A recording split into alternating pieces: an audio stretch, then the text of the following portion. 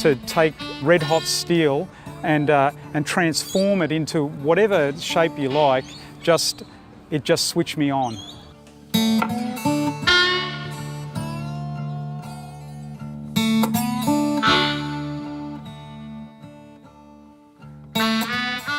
This is the Waterside Blacksmithing and Metal Art Festival.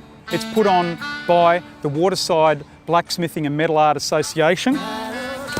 That's our little logo there. I'm Shawn Lavelle. I am from Northern California, the San Francisco Bay Area. I started my own company in 1997, and slowly I discovered blacksmithing and started transitioning from welding fabrication to blacksmithing. It's really something you learn from other blacksmiths and not from books or just struggling on your own. There's something about blacksmithing which cuts across lots of different sectors, and so it taps into a lot of different people.